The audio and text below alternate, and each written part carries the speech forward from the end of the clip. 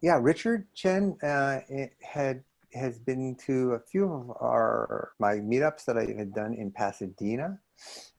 He is a software developer as well as, I guess, entrepreneur. Anybody who's a software developer is always an entrepreneur. He's got Qt is his software that he has built, and it's basically a social proof widget app. So when I could be wrong, but if somebody buys, there's a social proof knowing that Tim just bought this item or Sally just bought this item. And that really does help, I think, in conversion, so they can sort of trust the site if it's something that they haven't seen. And it's also ways to, I think, get people, it's an interesting model, and seeing it working well and way to engage with customers. So yeah, so Richard was kind enough to come on today and talk about a little strategy around 5 tips in launching a thriving Shopify store.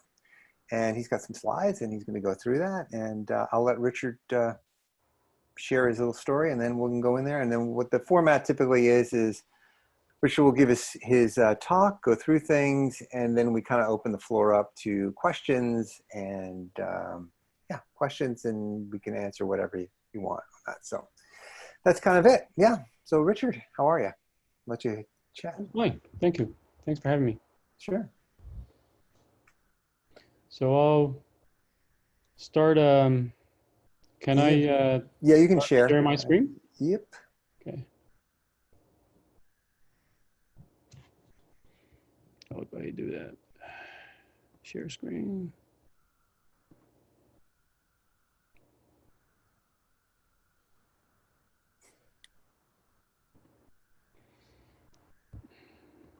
All right. Can you see it? Okay. Okay. Great. Hi. Hi everyone. I'm Richard. I'm just gonna. Today I'm gonna talk about the subject of, some tips to 5 tips, just 5, to launch a thriving Shopify store. And I put often overlooked because I feel like something people are not really addressing as much as it should be. So here we go. All right, let me work. About me, I have been developing websites since 2000, and I've become self-employed since 2013. My own software business. I've become a Shopify app developer recently, 2019, and released my first app called Social Proof Sales Pop Maker.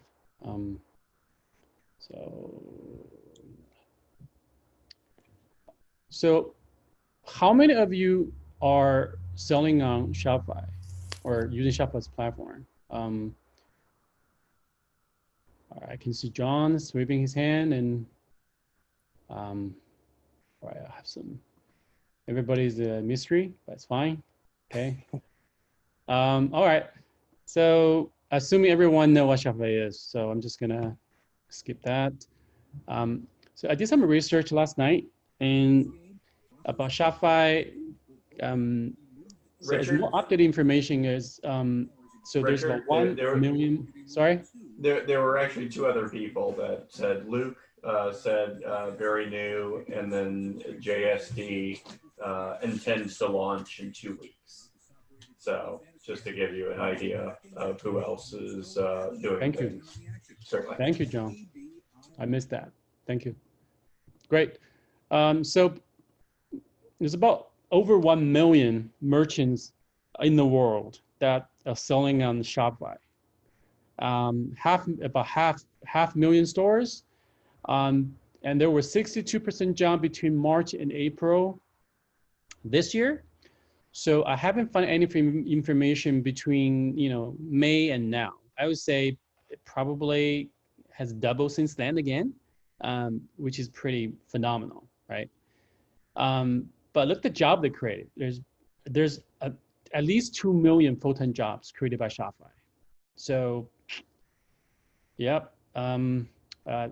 over 50 million customers in the world. Yeah, so Shopify is definitely cannot be ignored. It's only gonna continue to go up. So I'm just gonna dive into the first tip. Number one is to capture emails. Basically means to build up your email list. What I learned is, since I've been working on the app, so actually I had experience to participating into a lot of Shopify discussions, and reviewed a lot of Shopify stores. So, and one thing I noticed that nobody really trying to capture emails or trying to build up an email list from the outset, which seems pretty odd to me, because all the software business has been running. The first thing I always do is to always capture the emails. Capture the email, capture the whatever hurts. Always trying to build that email list.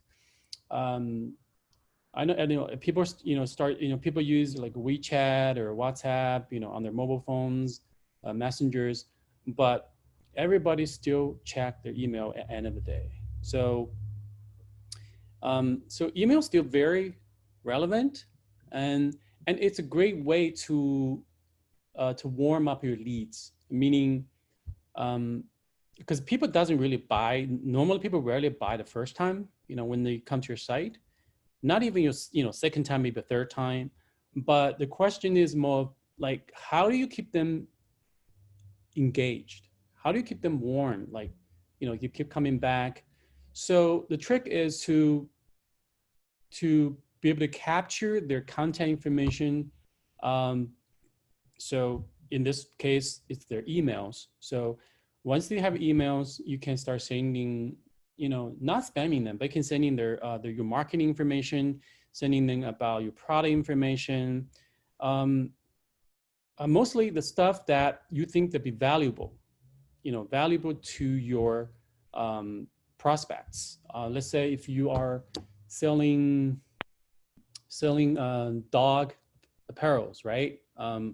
So you could send them about information about how to groom your dog, how to travel with your pets, how to potty train your, a puppy, things like that. And it doesn't have to be necessarily related to what you sell, but it's still provide good value to your customers. So they continue to get this email, and eventually, and some of them will come back and convert, because you have built that trust, you have built that credibility to those people. So capture email is, it's kind of like, people used to, get their phone number and call you, trying to sell stuff. But email work just like that, but it's much less intrusive. So, and that works for both physical products or, just simple digital products, information products. I'm going to show you a widget that I use.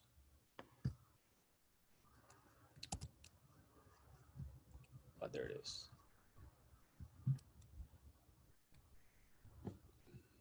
Can everyone see my screen? Not the PowerPoint. No, we just see the PowerPoint. Okay, let me change that. New share. There you go. Okay. Better? Yep. Okay, great.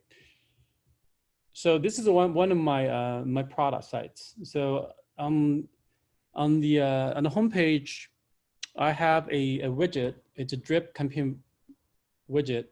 So when user comes in, we scroll down, this is what pops up, and tell them, say, hey, I have a free mini course. It's just gonna show you how to build this, build applications with a few lines.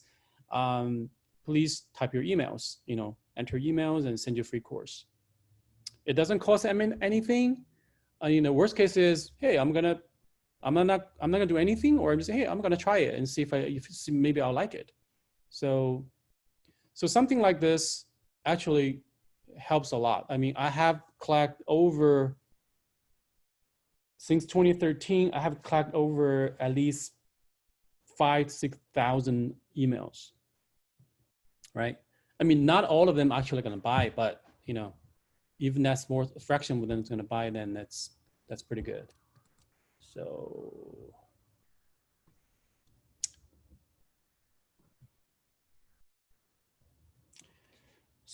yeah, number one, capture email. So this number two, transactional email, which is kind of related to, goes back to the first one, capturing the email.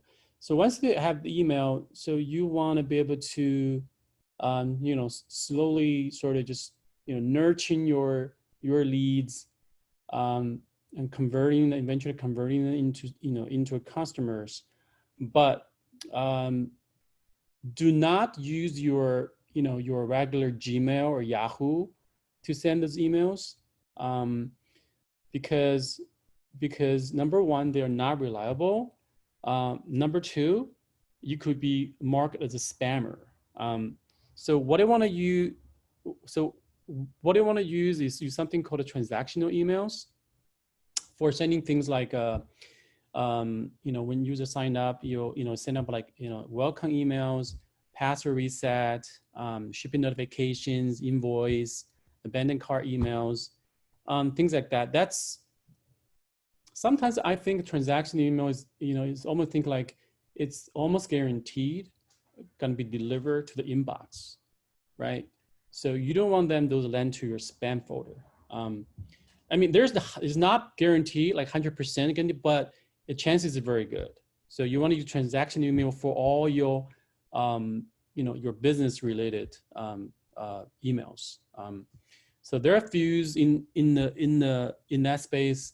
One of them is in SendGrid, which is what I use, because they have a very nice free tier that's let you send up to 100 emails per day without charge. And there's Mailgun and Postmark. So I would just strongly use those for sending transactional emails.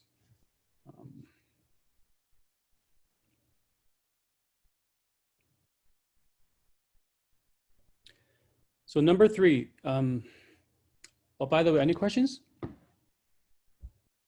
I did have, I'd hold, you know, I'll hold it to the end. I'll hold it to the end. Okay. Yeah. Oh, so number three, the branding. Branding is something actually I have been ignoring myself for some time, and in retrospect, I really feel there's something I should be, you know, planned from the very beginning. The first thing come to mind is your logo, right? Regardless if you are selling a physical product or, you know, digital product, you know, tangible or intangible, it doesn't matter. So you need to have a good branding. So that comes down to have a good logo, a tagline, the palettes, the colors. So you want to work with a designer. You know, it's not going to cost as much as you think. You know, maybe like $1,000, maybe less. You know, you can have an awesome logo and webpage designs, a tagline that is ready to go for a product. So I want to show you the logo that I first come up with one of my products called Zenbase, right? This is a logo that I did myself, right? And I thought, I was like, wow, I can do this. This is awesome. I don't have to spend extra money to create a logo. All right. I feel like I can do everything, of course. And then this one is one my designer did it for me. After spend about $200 on this. I mean, look the difference. I mean, it kind of speaks for itself, right? This is more like you have this nicely done. You have a professional. It looks professional. You know, people have it instantly. I think it gain more trust. So, yeah. So just don't do it yourself. Hire a designer. But you know, watch out. Like it's kind of like you you kind of get what you pay for it, right? So if you pay for $50 and your logo is gonna look like $50 logo, right? You spend $200, it can look better. If you look $500, probably look even better. So just keep that in mind.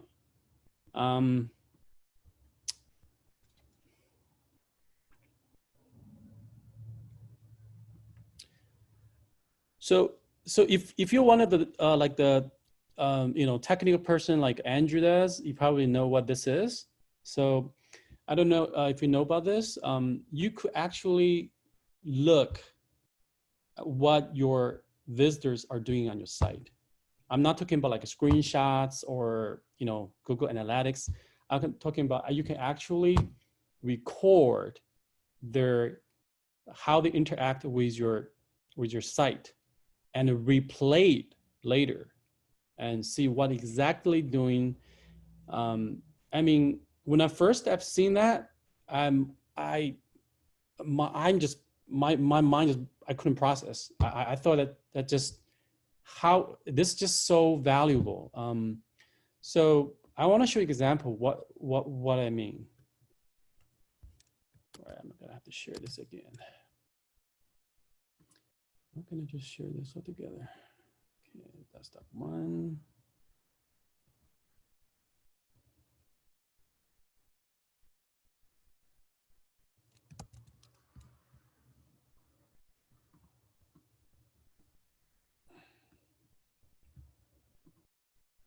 Sorry, yeah, do that one.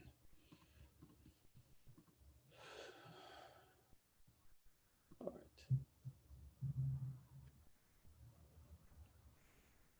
Can you see that? Can you guys see my screen? Yeah. Okay. So this tool basically, this is one of the session that I recorded. So basically, I can let me just click play.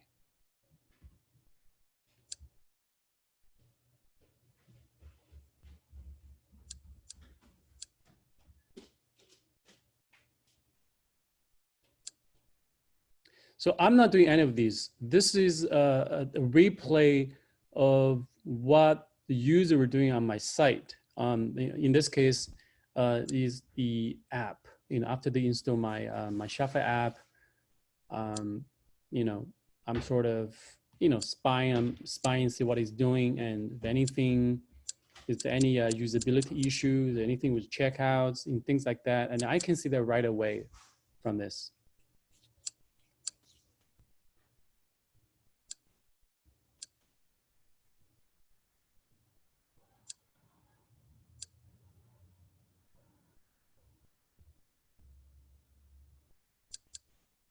So anyway, so that's okay. So there's two main tools for this that I'm, as far as I know, the one I'm using called a Hotjar. They've been around the longest, I believe, which is what I use. So, and there's another one called a Full Story. So they're supposed to have a better user experience. But anyway, you can try one of each. I think both of them have a free plan.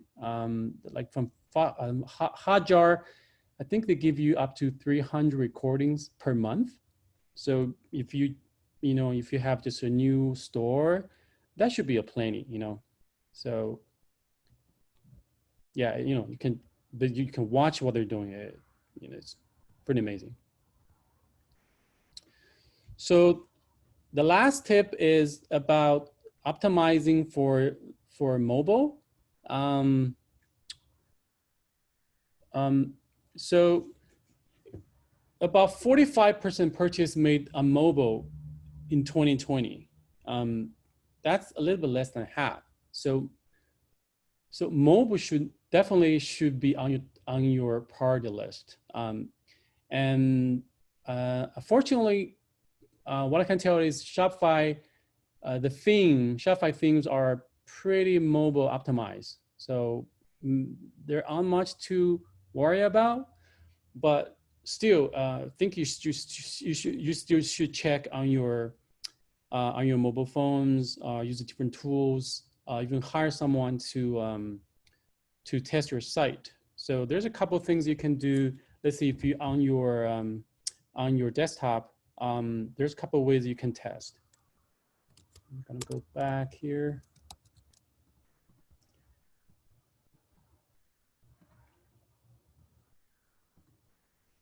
Oh, okay, I'm already sharing it. So in, because I use Chrome mostly, so in the Chrome, so what you can do is you go to the view and developers and developer tools. And you change this device to a mobile device. So in the tools, and you click this icon, so toggle device toolbar, and it will show you how your site will look like on a mobile device. So, and even have a different, popular device for you to choose from. It's iPhone X. It looks pretty good. So you can interact with it. Just like you actually are, on your phone. Let me try another one. iPad. Yeah, I think at minimum, there's something this is something you should at least look into it.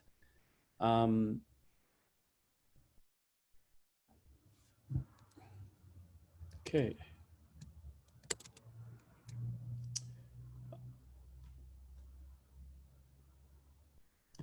Oh, there's a tool. Okay, yeah, there's a tool called ready.mobi, and you can test on different device.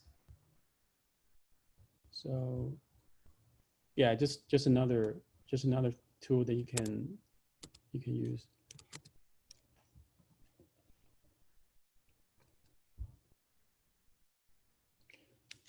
Fiverr. I'm sure everybody knows about Fiverr. So, I mean, Fiverr has everything for cheap, almost, right? So sometimes what I do is actually I just hire someone from the Fiverr to do some quick testing for me. It costs me $5, $10, $15, but having a real, person other than you to test your mobile site, sometimes they can find things that you normally couldn't find because you've been looking at the same thing for, forever. So some of the stuff actually just becomes your big blind spot. You just will never see it. So yeah, you just, go to in Fiverr, hire someone to do a testing for you. And it's going to cost you very, very little money. So, okay.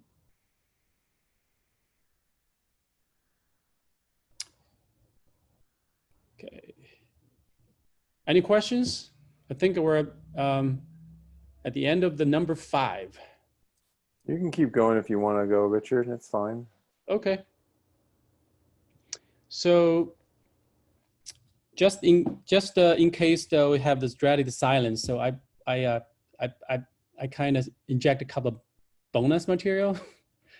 This is a couple of tools I found recently. I thought it'd be kind of cool for to share with any sellers. One of them is called Import Yeti. Does anybody seen that before? I have not seen that. Yeah. So it's actually a free tool. Someone created out of with all the shipping slips from all over the U.S. Basically, what they do is, it's public information. Right. So he got all the information and then he put it on a database for anybody to search for it. Right. So if you can find your competitors, you can find your competitors' suppliers. You can pretty find much anybody's Apple's or Samsung. Everyone wonder about say how that guy how that brand got his suppliers from. So this is a tool that you can use. So for example, I want to search somebody. Hey, Andrew, do you have anything you want to find out about? Let's see. I'm trying to think. You put me on the spot. Trying to think of a brand that I. What about? Let's see. Now Yeti makes their own stuff. How about Apple? I don't know. Just can you search up like general kinds of things too, like dog beds or things like that? I mean, or just Apple? I think it has to be product, right? some sort of brand. Oh yeah. Okay. Yeah. Yeah, let's say It's got to be a company. Yeah, it's got to be company. Yeah, exactly. let's say Apple. Oh. Apple computer. Wait, can I search iPhone? Let me see. Let me go back and search iPhone factories. Right. So the iPhone factories. So you can find out the Fox factory, which is a very famous suppliers that for Apple. I believe it's a Taiwanese company. So you can find out basically all their suppliers, and then you can dig into even deeper and figure out the suppliers and that way. So I thought it's pretty interesting. It's pretty good. I did find suppliers of people like who were shipping, like who were those factories in China and stuff. And it's a cool source. There was another company doing it, but this one seems to be open too, but they were charging more money. But yeah, it's a great spying tool. Yeah, and it's free. So yeah, it can be free. Yeah. Oh yeah, Luke wants to know Allbirds. Allbirds. I have a pair. I love Allbirds. Let's try the Allbirds. I think this guy sent birds. That's their main headquarters, for sure. There you go.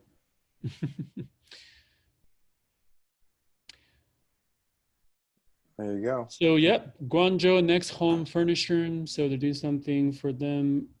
Boxes. Armchair, shoes, whose codes. Yeah. Anyway, so just something to play around with. Yeah. Hopefully, it'll be helpful. Another one is called Moki. I just found this like yesterday. I think it's like a startup. So what they do is they help you to find the suppliers from from Alibaba or even the companies are not in Alibaba. So but they do it for a fee, but a very reasonable cost.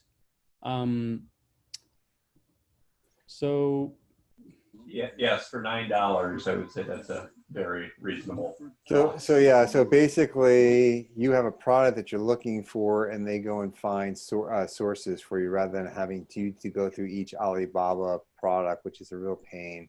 Or if you don't have a sourcing agent, they kind of automate that, I guess, or they have a whole bunch of army around people. I would assume. I think it's more like this or like a productize a service. So you put something, then they do it for you for a low fee. Right. They don't actually. Yeah, they don't actually contact the source for you, but they just give you the information. Right. I think that for someone who just wants to get started, like sourcing, this might be a good something to look into. For sure. Yeah. So I had a couple of messaging with the founder, and he said he's trying to figure out a niche to focus on, and right now it's kind of they're doing just almost for any product. I don't know. I thought for $9, I thought hey, maybe I do want to start selling that. What is that thing I bought earlier? This cup or something. Yeah. Yeah. No, that's pretty cool. All right. I told you it's going to be short, Andrew. So any Yeah. questions? Well, it wasn't too short. There was a lot of good information.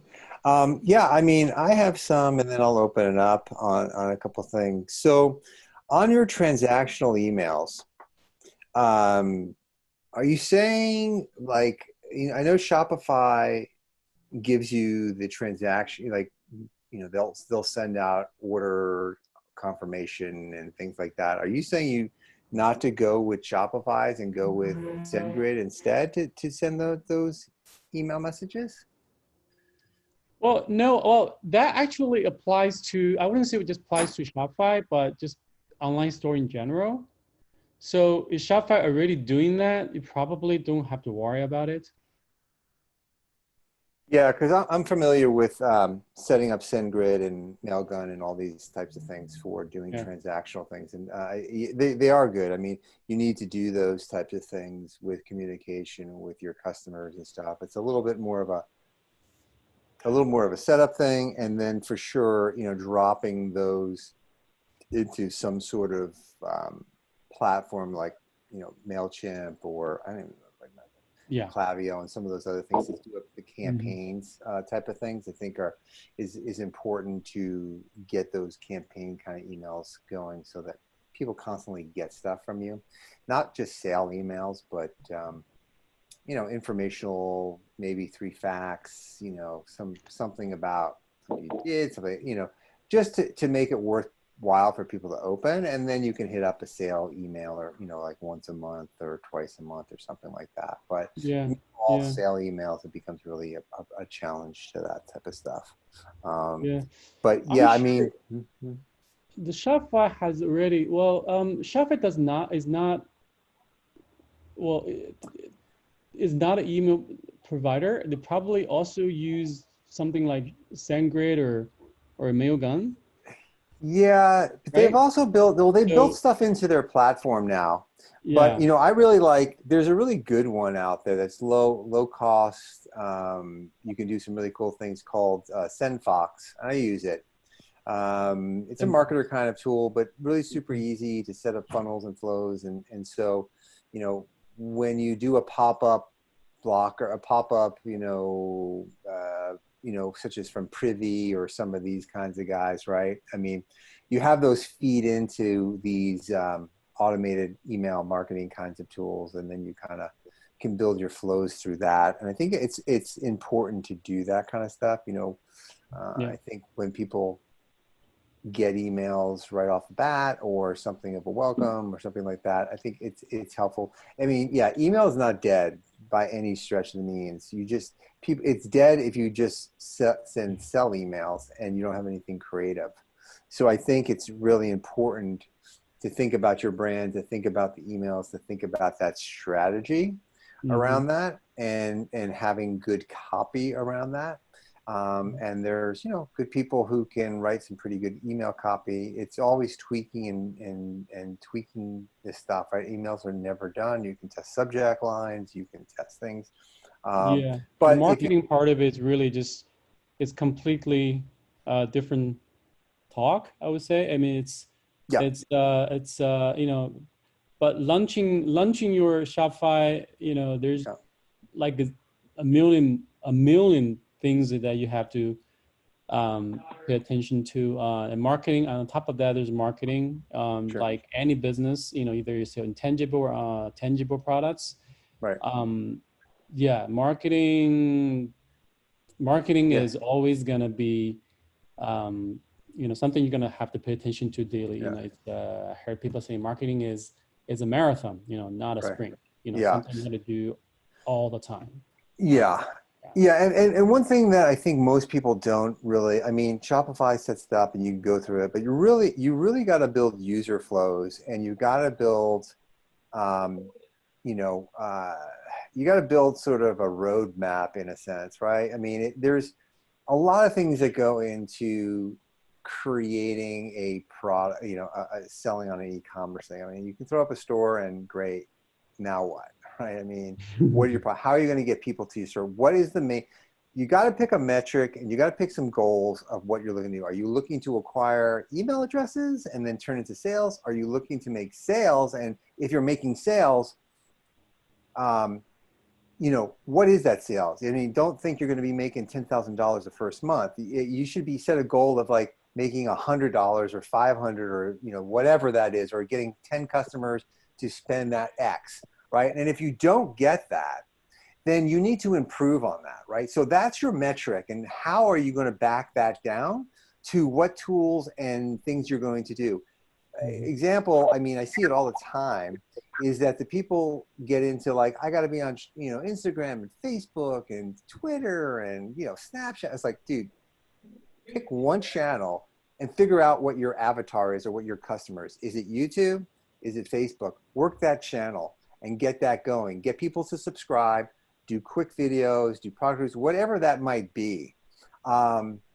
Is really, really, really important. And don't think, and don't overcomplicate this stuff, because there's so many, you know, coming from a product management perspective, you really got to find out down, like, you can have a million things, but like, what is the value that you're trying to get to from your customer, like to your customer, and the business value to you. And you really got to think in that stage. You know, you can have a million features, but, you know, you should only really develop, you know, 2 to 3 marketing initiatives a quarter. That's it.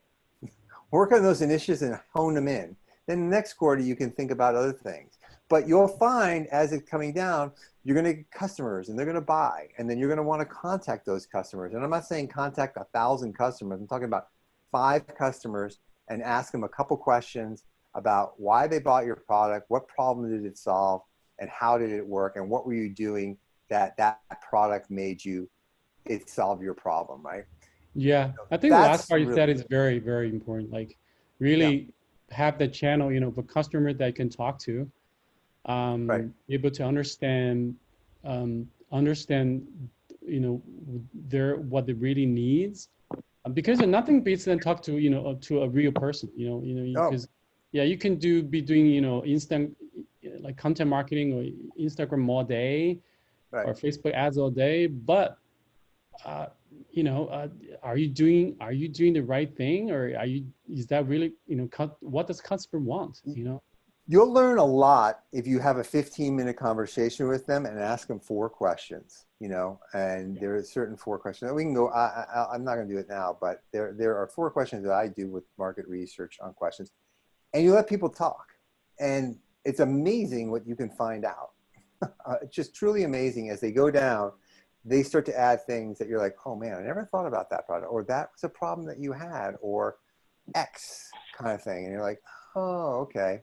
And the thing is that one thing I'll just say is that you don't need to be an expert in all of this, right? What you do is you find out what their problem is. So if you're going to create an info product, or you're going to create some sort of thing, let's say you have a physical product, but then you know that maybe needs to be a book to this, and it's like a nice upsell for, like, you know, back scratcher. You got a back scratcher, but, you know, 10 inches that you can't reach. And, you know, I don't want to reach that, but I know somebody's a great back scratcher, right?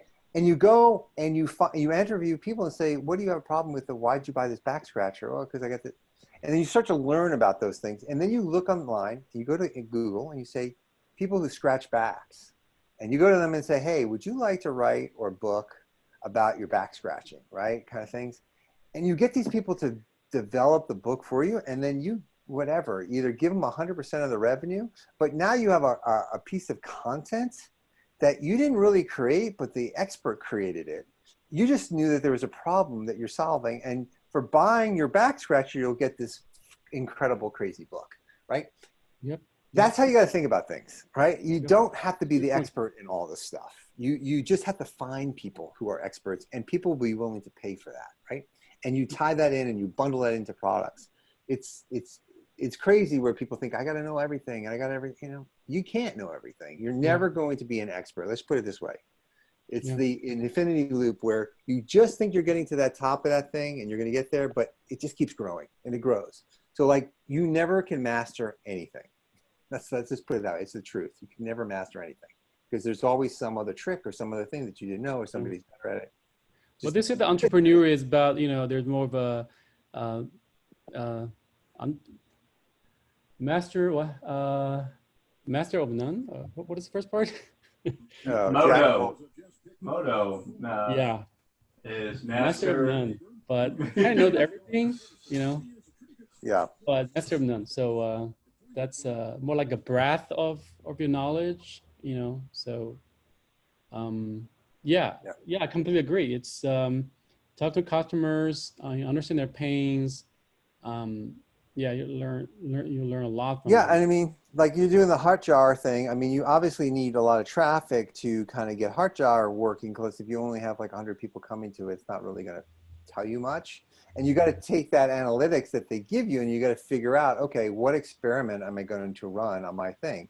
Is it 10% off? Is it 20% off? You know, you experiment where people are going to give you, um, you know, more information. So, for example, and then I'll let it open up to the crowd, but to the rest of the people. But people run 10, 20, and 15% off discounts. Well, you need to know, and you got to test these percentages of where you're getting more people to opt in. Is it 10%? Is it 15 or 20? If it's 15, why would you ever run a 20% discount? Right? Like you got to understand your metrics and you got to take your numbers and you got to boil that down and distill that. Those are important. And then it's, you're building out cohorts of people coming in on a Tuesday and then versus a Wednesday. And I ran a Facebook ad, there's lots of things that you can build to sort of know your metrics and data to help use the quantitative and qualitative things. So, right. So quantitative, is like data, and then qualitative is asking customers, and it's a mix, right? You can't live by data alone. You have to also understand customers. So anyway, that's kind of my yeah. I think it's a lot more fun once you have, once you actually getting enough traffic, you have a lot, and you can play with the metrics because you have some real data. Right. Well, at the beginning, you don't have as much, and just sort of, it's kind of hunch, this and that, and you have a limited budget. Sure. So you can't really, tackle all the channels. You can only do, say, Facebook ads, and maybe this month and next month you can content marketing and things like that. So. Right. Yeah, and you got to come up with like your vision statement, your vision, what you expect this. Like I want to be the back scratcher, of the world, right? It's a big global vision, but what does that really actually mean? And then you got to boil that down into product and then market fit and so all that kind of stuff. So there's a lot of things that you boil that down, but you got to have your sort of vision statement, your goal, and then everything else works up to what that vision and goal is. And you break those goals into smaller ones, right? And you work on those, and that's the way you grow. I mean, that's how it's done day in, day out. How do you think Apple does what it does, and all these other product companies? Well, they fail fast, and they test, and they grow, and they see, and it's just that's the progression. But you got to be organized and disciplined in this, and not do a million things at once. The shiny objects in it. But anyway. So anyway, let me open it up to the crowd here, the few, the folks here. So if you have questions, please chime in. I'm happy and I'll be quiet. Thursday night football on West Football.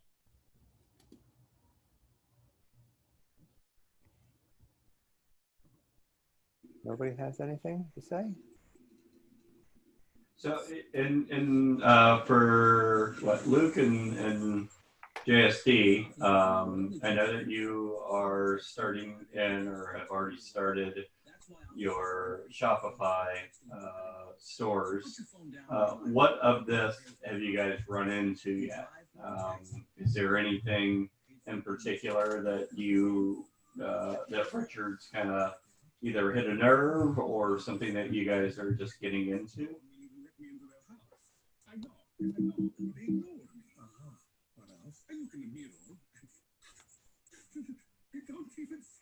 Yeah. I don't know if okay, but so I think some of the interesting things that you talked about, Richard, was the branding was one. It just, as you have both of your logos up, you can just see, what what the difference between the two is. And, as you say, and as a lot of us are as entrepreneurs, we like to do our own stuff because we know how to do it. But, when you bring in people who do it well or much better than you, you just see the difference. And, I think that was great for you showing your logo on your branding page. Just that difference of what popped Yeah. for your brand and your logo. Yeah, I think at the minimum, I think having a good logo that's sort of set up the tone, for lack of a word, of your branding. Excuse me. Having a good logo really kind of just set up the tone for your site. The color schemes, your palettes. Basically, it's kind of all come from there, to my knowledge. So I think having a good logo really make a big difference. So yeah, just to recap. So number one is capture emails. Number two, use a transactional email and branding, and learn about how to spy on your visitors. Lastly is make sure your site works well for mobile. That's 5 tips for today's talk. Yeah, so just to wrap up, I was gonna say, just if you have questions, here's my emails information. I would love to take a look, if you have a Shopify store, or if you're planning to launch one, you can talk to me, send me an email. And I would love to review your store and to give you some suggestions for improvement. And I've been doing that on the Reddit there's a Reddit subgroup called Review My Shopify. So I've been doing that a lot lately. I found it very fascinating. I feel like I can really help those people to spot some of the small minor things that they overlooked. Just trying to help and contribute back to the communities. Yeah, no, that's awesome. Yeah, that's great. I'm going to stop recording here. Stop this recording. Yes.